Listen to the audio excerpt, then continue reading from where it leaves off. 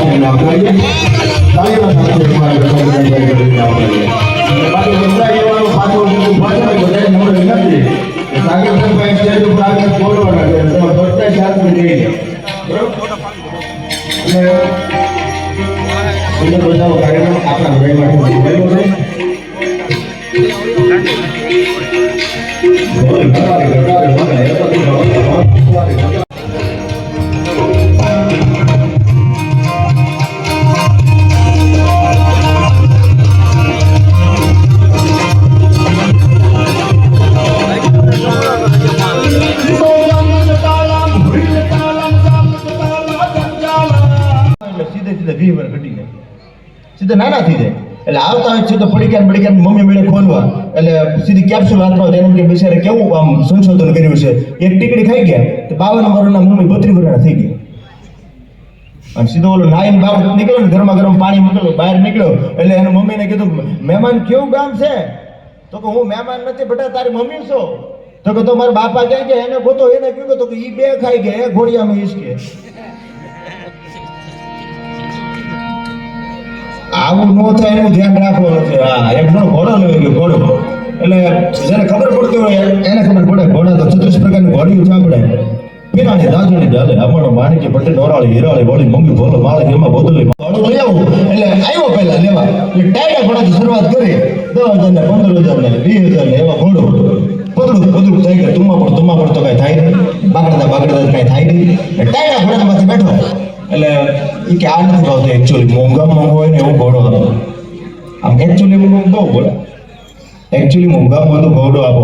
આ એકચ્યુઅલી મને યાદ હોય કે મારે ગામડા મુંબઈથી આવ્યા મહેમાન તે બાજુવાળા ભાઈ ચા પાણી પીવા બોલાવે કે ચા પાણી પીવા આવો મારા ઘરે મહેમાનને લઈને હવાણી થાય. તો મને પૂછ્યું મહેમાને મને કે હવાણી એટલે હું મને ભૂખની હગી બેન હોય તો હવાણી એટલે આ ટાઈડો ઘોડો ને પછી 4 લાખનો ઘોડો લીધો કિરણભાઈ. 4 લાખનું ઘોડું એને ગોઈતું અને પછી કીધું આની વિશેષતા શું? 4 લાખ રૂપિયા હું આપું પણ આની વિશેષતા શું? તો કે વિશેષતા એ તમે ખાલી એમ કહેશો ને કેવું પડે એટલે ઘોડું મને હાલવા. બીજી વાર બોલો કેવું પડે એટલે ઘોડું મને હાલવા. તો શું વાત છે? તો કે ઘોડા પર બેઠો એટલે કીધું ઘોડાને કેવું પડે? ઘોડું મળ્યા તુમ્મા પર બાગડતા ઘોડું મળ્યો હાલવા અને પાછું કીધું કેવું પડે ઘોડું બીડું પાછું હાલવા તુમ્મા પર બાગડતા ત્રીજી વાર કીધું કેવું પડે અને ઘોડું મળ્યા તુમ્મા પર બાગડતા મળ્યું ઘોડું હાલવા. અને એમાં પેલું એવું કે મોટી જબર ખીણ આવી અને ખાઈ આવે 10 ફૂટ ઘોડું ખાલી આગું રહ્યું. હવે ખાઈ પાય આવે કરવું ઊભું રાખવાનું તો આવડતું નતું. ઊભું કેમ રાખવું એ તો ભૂલી ગયો તો પૂછતા કે આનું શું કરવું. એટલે ત્યાં મગજમાં વિચાર્યો થોડુંક ભણેલો ને એટલે સ્ટોપ ઘોડું ઊભું રહી ગયું. એને એમ થયું મારું ટોપ કર્યું ઘોડું ઊભું કરે કે વાહ કેવું પડે ખીણમાં. પણ તમે તમારા આંગણામાં ચોખાના દાણા નાખો તો ચકલા આવે, ઘઉંના દાણા નાખો તો પારેવા.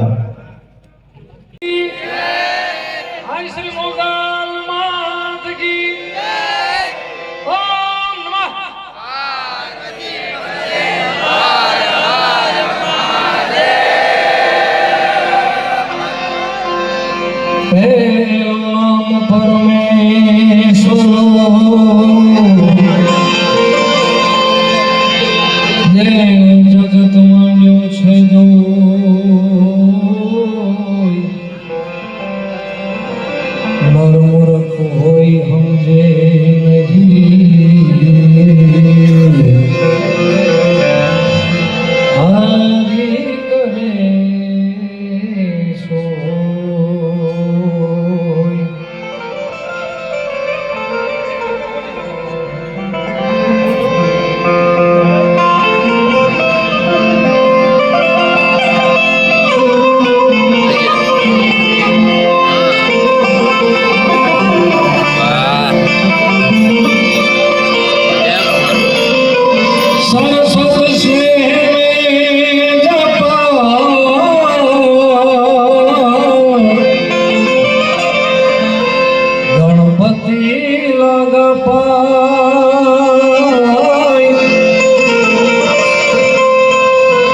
બજરંગ દળમાં દર વખતે ક્યાંક ને ક્યાંક સંજોગે બંધ રહી છે મારે આવવાનું.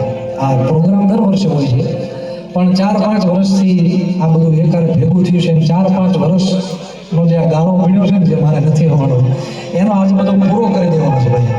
અને આ વિશ્વ હિન્દુ પરિષદ બજરંગ દળને એકવાર જેટલા ઊભા છે ને 2 હાથ ઊંચા કરીને જોરદાર તાળીથી વધાવશે મારા રાજપાલસિંહ, આખા ગ્રુપ. અને વધુ ધન્યવાદ તો તમને બધાને ઇફેક્ટ ઓછી કરી નાખો ભાઈ, એ મોટા ભાઈ. હા, આને થોડું મોનિટર આપજો.